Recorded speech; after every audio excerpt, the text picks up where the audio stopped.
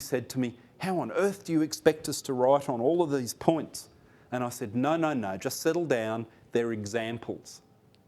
All we need is something under each of the main headings. This is just giving you an idea of how to do it. Okay?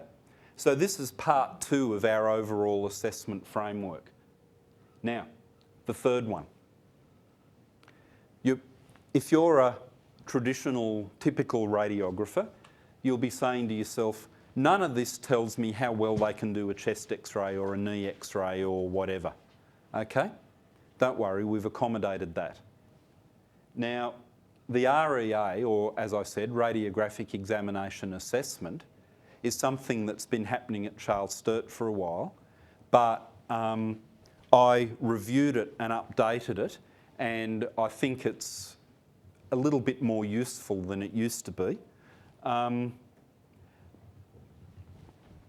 Now, in the original one that was there, the supervisor, when the student went for a competency or an REA in a particular examination, the supervisor would rate them 1 to 10 in a number of areas. But there was absolutely no guide as to what 1 to 10 actually meant. Okay? So again, it was their own opinion of what it means. Now, the things that the assessor fills out, right, I've changed it to be just yes or no. Now, is the image acceptable? Yes or no? You can't rate that 1 to 10, etc., etc. You're getting the idea? So basically, we've put in a checkbox with a list of attributes of the examination. The student can do it or they can't. The other thing we've changed with our REAs is previously they had a printout at the top of each REA sheet. This one's for chest category 1, chest category 2, chest category 3. What I've done is removed all of the headings and made all of the REA forms generic. So the student fills in at the top what examination it's for, and if they don't get it the first time, they can throw that one away and do another one. And it's what we call a mastery process until they get to the point where you feel they're good enough in that particular examination. And I've found that once the students came to understand that, they were less hesitant to have a go. They were always scared, oh, I'm having a go at my category 2 chest REA, what if I don't get it? Now I can say to them, well, you have another go. You throw that one away, you have another go. Now they may have been able to do that before, but the way the form looked, it looked like they couldn't. So we're basically trying to encourage them into this mastery process. We also changed a few little details like getting rid of outdated terminology like film type. Who here uses film screen in their department? No, I didn't think so. So we've changed it to whether it's DR or CR, that type of thing. Okay? Now, I don't expect you to read that now, but this is what the form looks like. And unlike the competencies that we ran at Sydney, the student's required to actually do something. So they've got to write about the case that they've seen. They've got to put in the radiologist's report. They've got to come up with a provisional diagnosis. They've got to critically appraise the image.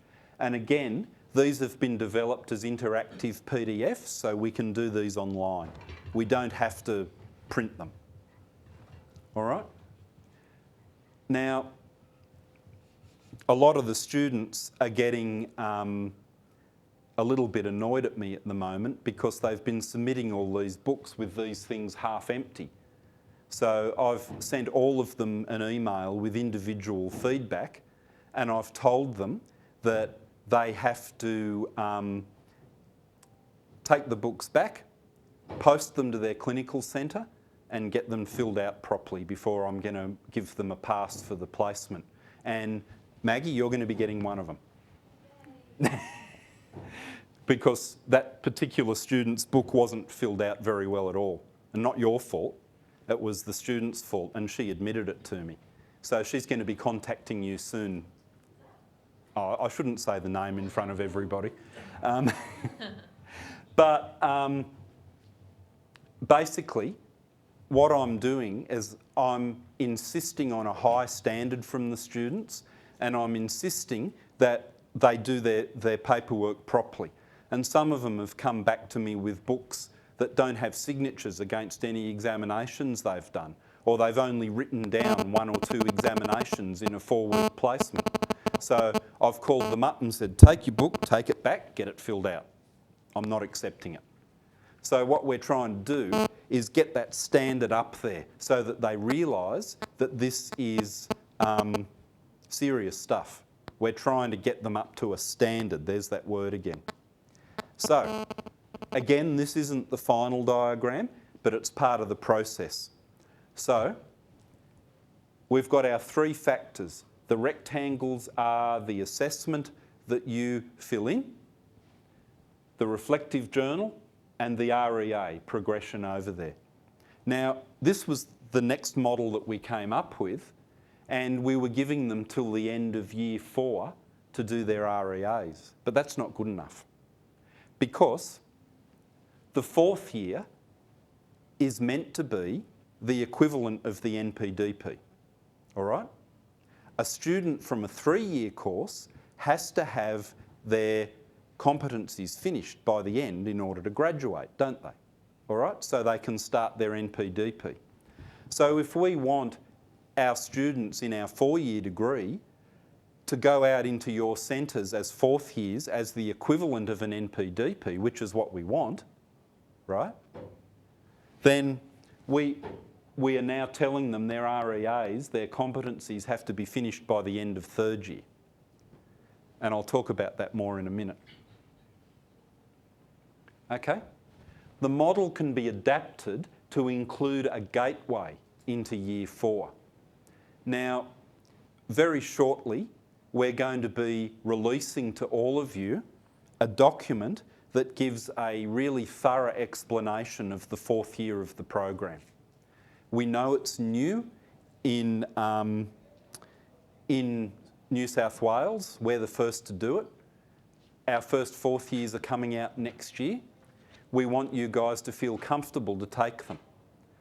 And the document that we've put together and is in the process of being peer reviewed at the moment is hopefully going to give you answers to the questions. Now, a lot of clinical centres have phoned me and said, what about this, what about that, what about that? So what I've done is tried to address all the questions that have come from the clinical centres regarding the 4th year. So basically, I'm not going to tell you too much about that document yet, but one thing I will tell you is that some people have said, well, we're taking students for 18 weeks at a time. Can we interview them before we get them? Now, obviously, we can't let you do that because it's an issue of equity for the students, especially being based in a remote area like we are in Wagga. It's not fair that students have to go all over the place for interviews to be placed with you guys. And every student who's enrolled in a degree has a right to be placed. So no, they're not going to be interviewed, and there are exceptions to that, but you'll see that when the document's released. However, what we are going to say is that our students will have, at the end of 3rd year, what we call the gateway. And the gateway is they have to have all their clinical requirements up to date, they have to have finished all their competencies, they have to have finished all their academic units and not have anything pending. They have to be completely finished the 3rd year like they would in a 3-year degree. And we will be assessing, reviewing their clinical performance before we allow them to enrol in the residency program. So we are asking you to trust that our assessment methods with our students are going to make sure that they are adequate for what you need in your departments. Now, some people have said to me, what can we do if we're not happy with a student? And I say, it's exactly like any other student. If they're not doing the right thing, if they're misbehaving, blah, blah, blah, you can talk to us, we'll try and help, but ultimately, if they do the wrong thing, we can remove them. And because they're a student on placement, we can do that. If you employ them as an NPDP, it's a little bit harder to remove them, particularly in the public system. Okay? So this is where this model comes in. All right? Change the wording from capstone assessment in that bottom yellow triangle to gateway, because that's a more accurate description of what it is. But this is the model that we've come up with. Okay? So by the end of the third year, we've looked at all the assessments that you guys have done on these students. We've reviewed their progress against the standards in their reflective journal. We've made sure that they are competent in all the areas of general radiography, and all of that goes together along with their performance in their other academic units that they do on campus to give us the gateway into the fourth year residency program. Okay? So what I'm trying to get you to see is that we have a comprehensive system in place to make sure that we're not going to be sending dud students out to you in the residency. And we want you to feel comfortable and confident that you're going to be getting quality students working in your departments for that fourth year. Okay? So this is how the whole assessment thing comes together. Okay. The proposed assessment schedule that I've just shown you meets the criteria. First one, triangulation. Triangulation means you're coming to the same decision via different methods of assessment, okay? And I've shown you that we have the three ways that go together. The assessment you do, the e-portfolio, and the REAs or competencies, okay? The next criterion from the literature is our formative and summative functions are separated. Reflective journal entries are formative up until the end.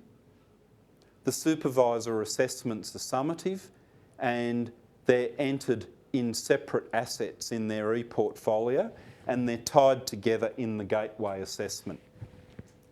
Now let's look at some educational literature, okay?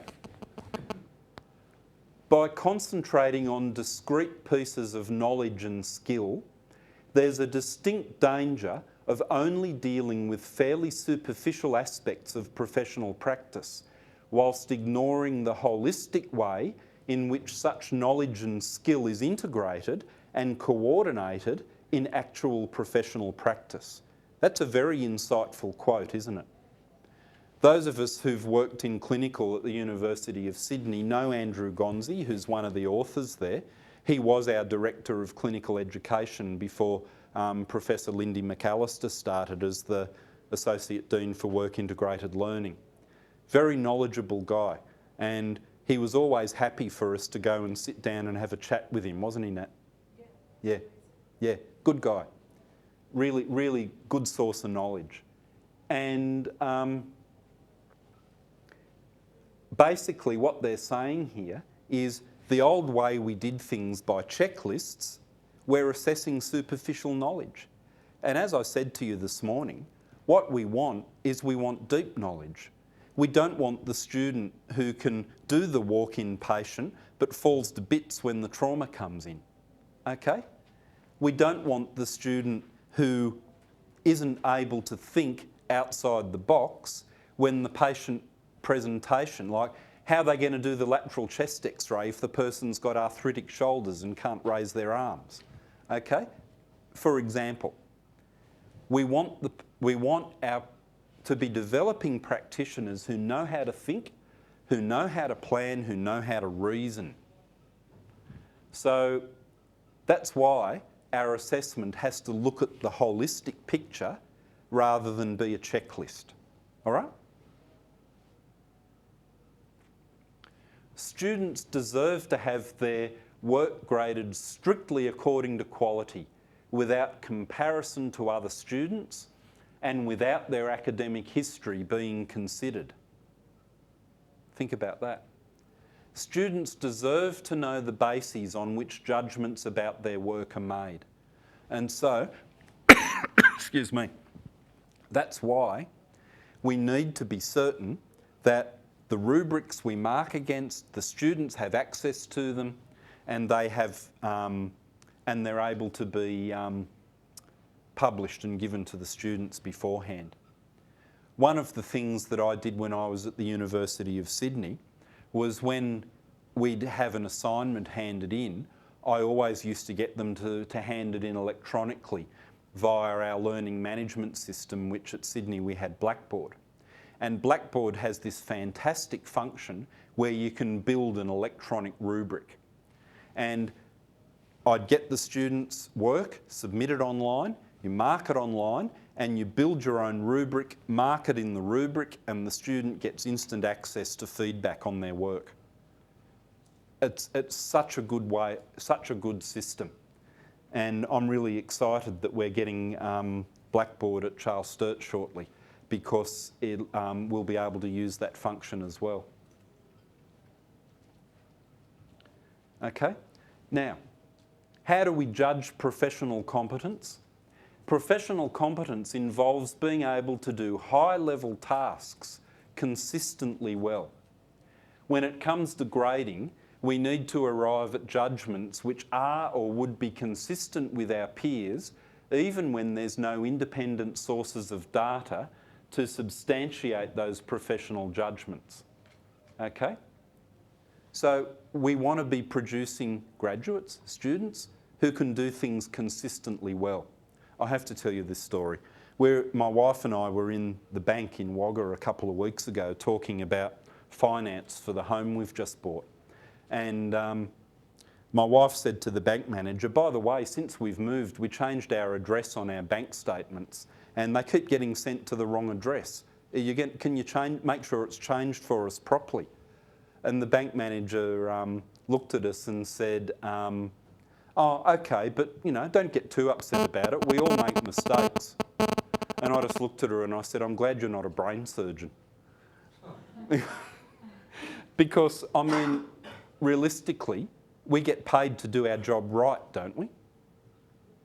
And that's what we want our students to be. We want them to do it right. They're going to make mistakes as they're training, of course, and none of us are perfect, but we want people who are able to work at a consistently high standard, which is why we need an accurate and reliable way of measuring their competence. Okay. Look at this one. Even when teachers give good, valid, reliable judgments about the quality of students' work, the students don't necessarily improve. So what we need to do is have the assessment of the student such that they're able to have control over their own ability to learn. And I believe this is what the e-portfolio aspect of our assessment is doing. It's giving them the ability to learn by taking control over it. And believe me, the wide range of quality of work that our students have been submitting shows that some of them are taking hold of the challenge and some of them aren't. And my aim is to get them all to that level. Okay. The process of learning is a process of students devising learning strategies to solve the challenges their motives have defined for them. Okay? Again, our reflective writing is a way of facilitating this.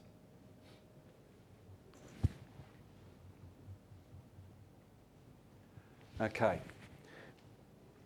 Integration of formal and informal learning. And I've talked about this earlier, so I'm not going to labour the point.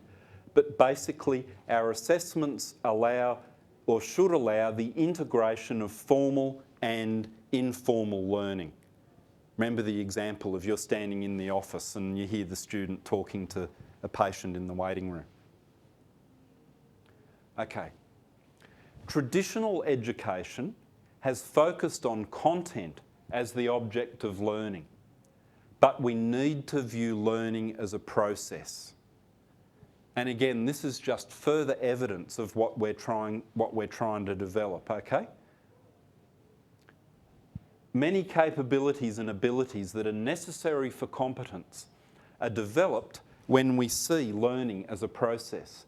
These include the capacity to analyse a situation, okay, professional judgment, the ability to plan ahead, what if, and the ability to gather pertinent information. Okay?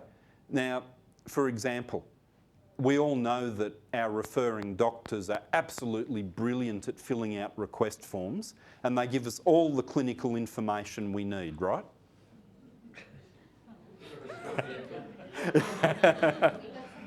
Yeah, wrong. All right?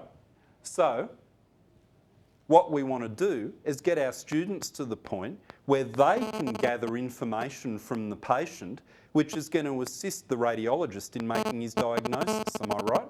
Yep. So, you know, if it comes in and says chest pain, and that's all it says, but when you see the patient, he's got a dirty great knife sticking in his back, and that's why he's got chest pain, it might be useful for the radiologist to know what that foreign object on the image is. That's an extreme example, but you get the point, don't you? So we want our students to know about, to have the ability to gather pertinent information, to work out what is pertinent information, to know what's relevant in order to perform their job to the best of their ability. Am I right? Is that a sign of a good radiographer? Yep. One of them? Okay. Now, why did we invite input from the profession? Why am I talking to you all this afternoon?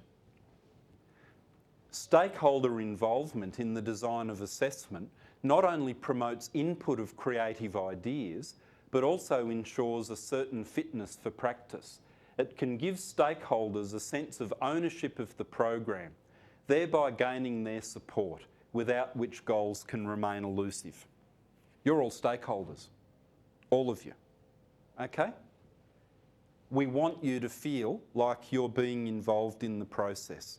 We want your feedback, we want your ideas, we want your thoughts. And this is why we did this national survey last year. And it's still up. If you want to contribute to this, you still can, even though it's a year old. The survey's still open.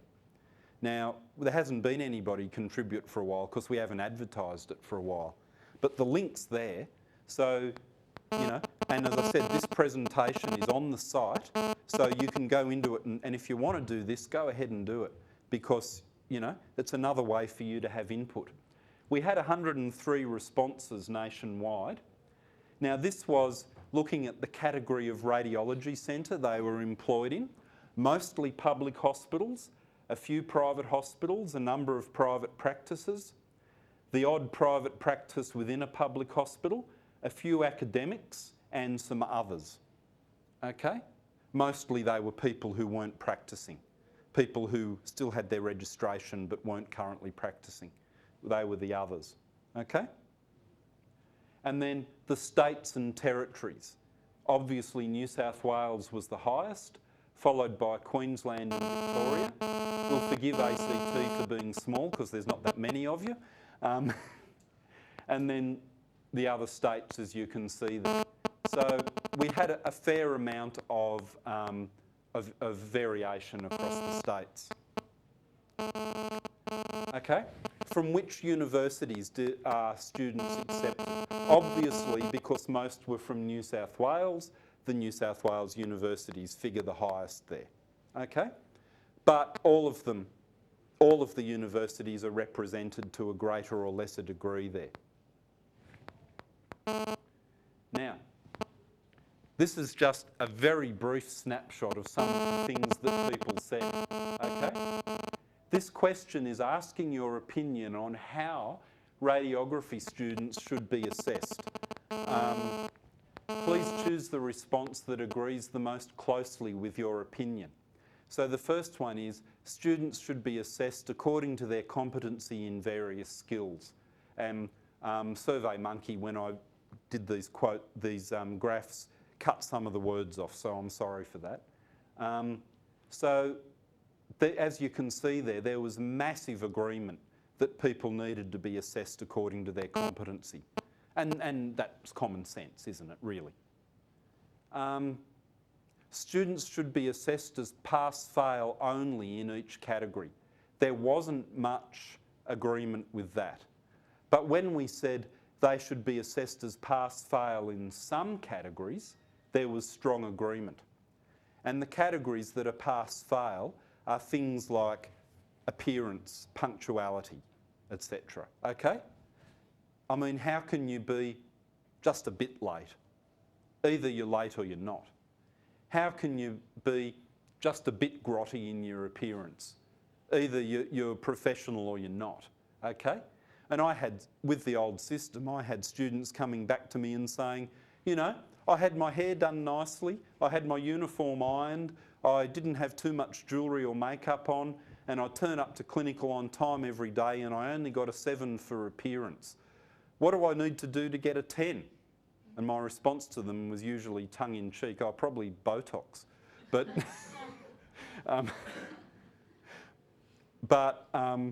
seriously, you can see the point, can't you?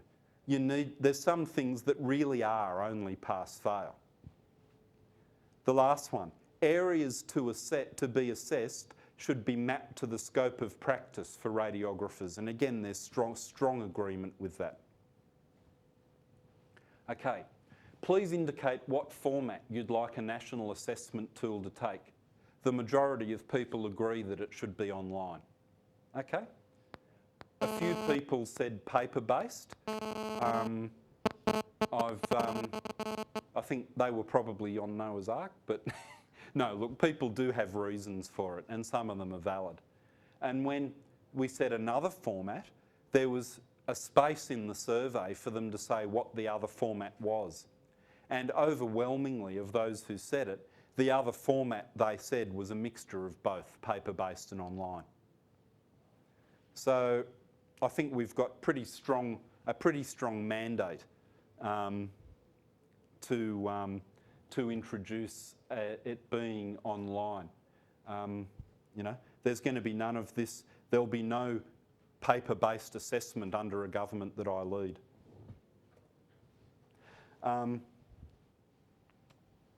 Please indicate on the scale below your level of agreement with the following methods of assessing student clinical competence.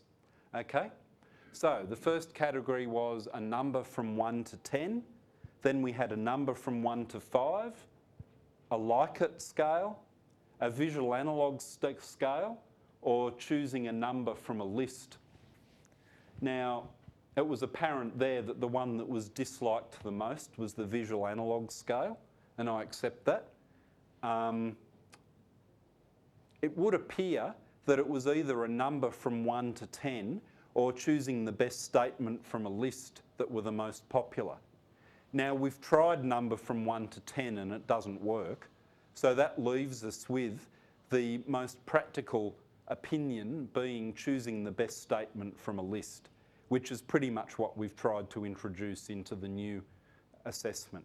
So I want people to see that we are taking their feedback on board from this. Okay, here's just a few random comments from what people said. I think an importance should be placed on CPD at an earlier stage. With the influx of international students, perhaps clinical communication skills, appropriate or inappropriate. Attitude and professionalism.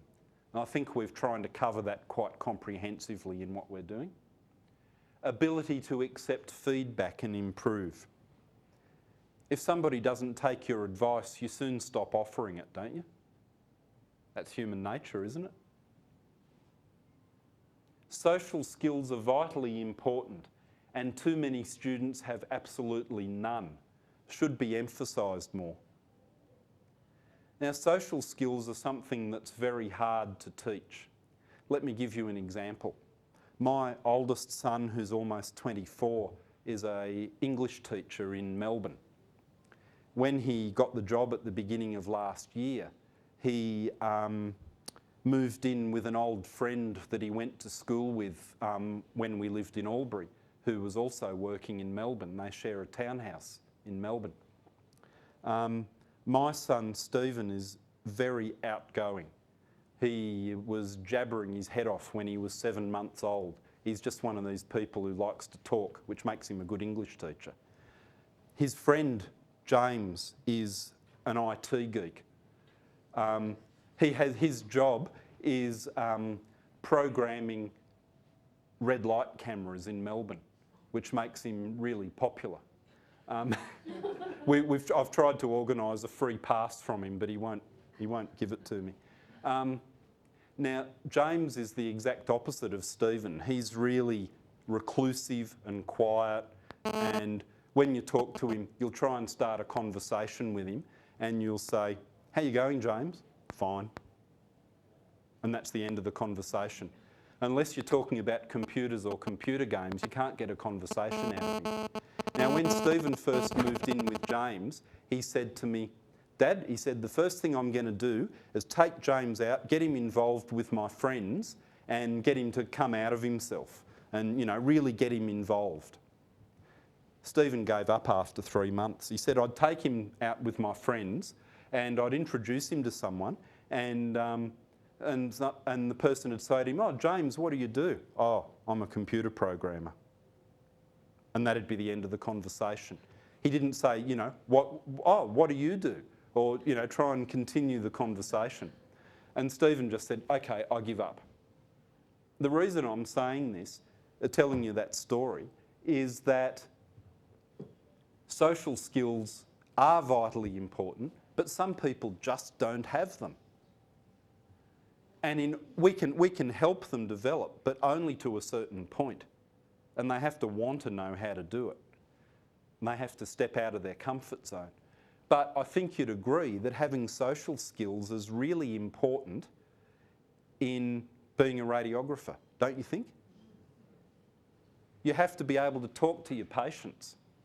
I always told my first years at Sydney, if you think that you're coming into this job just to be technical or just to be a button pusher, you're in the wrong profession, because the patient contact is every bit, if not more, important than being able to operate the equipment.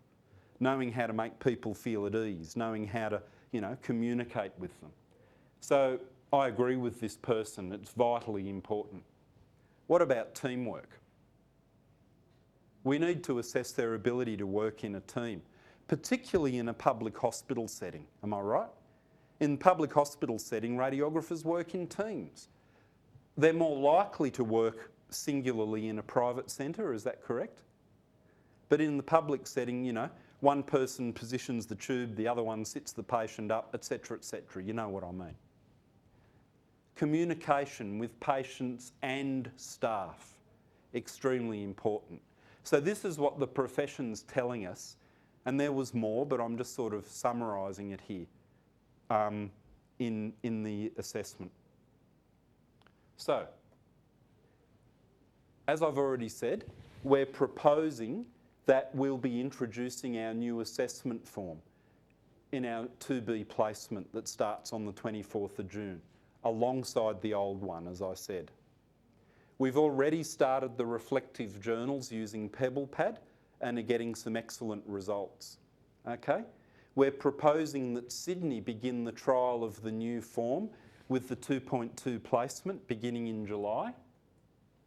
Along with the new forms, we'll also send out the existing ones, as I've said, because this is a proven methodology in trialling a new assessment protocol. And the results will be tabulated and a comparison made to tell us how the new one is going. And if we need to make changes, we'll make changes based on what comes from that. So We've got about 5 minutes before afternoon tea. Are there any questions or comments from anybody? Mohammed? I might add something about that communication and interpersonal skills of the students. I think is very, very important, because with that comes confidence. Yes. And with confidence, not overconfidence. Remember, if they're overconfident, they are gone out of the window. With confidence comes less mistakes, and they'll go and do, talk to the patient with confidence, and the patient also gets at ease too. And they'll comply with whatever the students or educators would want to get out of them, and they'll give the history also. Yep. So we are there in a better understanding position to know the patient is going through what they're going through, how we're going to tackle these issues, and the ultimate goal is to get an optimum picture or radiograph. Yep. So talking to the students, especially with the international students, that was one of the items, is very important to understand their culture background, how they have behaving before, and when they come to a major hospitals, they have the culture shock. I have had a lot of experiences. But going through with this, building up their confidence also is to grab them together and talk to them and get to the table and ask their version of what they think. Because few of the, I think, cultures is that they don't look into the eyes of these patients. It's a sort of from different ethnicity. Yep. And we have to recognize those things. So again, coming into the basics of communication and interpersonal skills is very, very important. And understanding the students' needs also important. Absolutely. Thank you, Mohammed. I think we'd all agree with that. Shari? Andrew, I have a bit of a problem. You've scared me. The e-portfolio that you spoke about and the 5 different headings, subtitles that the students are going to write under, when you put them up, I looked at them and thought, I wouldn't know how to answer it. And I know you said that some wrote really well and some didn't, and you said that we need to be able to help them with their e-portfolio and cover those points. And I'm thinking, I wouldn't know how to answer those points. How do we learn as educators how to help them? Okay. Look, you might have slightly misunderstood me. I don't expect the clinical educators to have to help the student with the e-portfolio. But we should understand it, Yeah, though. you should to some extent. What I would suggest to you is have a read of it, do some reflecting of yourself, of your own, and if you've got any questions about it, please contact me, and I'm very happy to help in whatever way I can. All right. Rob? Just want to go on with that one just a little bit more. We've got one staff member who Andrew and him love having a debate about. His idea of reflection is turning in there and having a look in the mirror. And so Andrew's been a lovely breath of fresh air coming in with that. So, but in saying that, it's very clear that we don't just expect them to go out there and be reflective practitioners. We build up their process. We start off with the basics on learning about what pebble pad is, how to get in and do some of the technical aspects inside that, and then building them up what we expect to like anything else. They're going to go from beginning reflective practitioners through to reasonably competent. So we're not going to throw them in the deep end. And like Andrew said, we're not expecting you guys to have to go in there. Hopefully you're going to build your experiences as the students do. So you're going to be able to gain and see that at the same time. Thanks, Rob. And I'd just like to add to that and say I see my role primarily as being a support role to you guys. When you've got our students, I want you to feel comfortable to be able to contact me about anything and to be able to, and I'm not an expert in everything by any stretch of the imagination, but I'll do what I can to support you in the learning experience with our students. I'll undertake to do that. I see that as being an integral part of my role. Well, that's part of that WAL, isn't it? Yes, it is. I mean, that's the underpinning the whole Yes. WAL. Absolutely. Shirley? I've been to many of these clinical teaching seminars, meetings over the years, and I'm delighted to see that you're taking on board some of the things that have come up with great gusto, like exposure charts, making sure that they're accountable for those sorts of things. Making sure they're answering the question for the doctors and just not producing an x-ray. And there's a lot of things that just weren't being done, and you seem to have taken those on board now, and that's really good to see. Thank you, Shirley. I appreciate that. We are trying. Every one of my students goes out with an exposure chart that they've made, not that you've Yep, made. excellent. That's great. Do we have any other questions or comments? Maggie? She was my student before. Now I feel very grandparenting now. Thanks, Mohammed. Just going back to the program that you're going to bring in for the iPad, just the way that we operate it, I'm from a public hospital, a smaller one, but we have a few staff that we allow our students to work with, and we always allow quite a few people to input into the report. So I actually photocopy either the workbook that certain universities still have, or just whatever we can print out from the university, and we hand it out, and then we collate that to get a broader sense of what's actually happening. Because I'm a shift worker, so I don't always work with the student. Is there going to be a way that we can still do that instead of each person, like five staff radiographers, having to punch it in? Absolutely, Maggie. That's a good question. The answer to that is we can make the forms available online that people can print off. You can give them to all the staff members to fill out, and then you can collate that information, and the collation of it is what gets entered through the iPad or online, however it's done. And also, after we've been able to punch in as a coordinator supervisor, are we able to print that off as well? Because look, the actual technicalities of it haven't been finalised yet. Yeah, for a record, because what we do is, at the end of it, we photocopy their book and keep it on record, just in case. Jens, you were going to comment on that? Yeah, the model I developed was pretty straightforward for the clinicians, in that they fill in the form.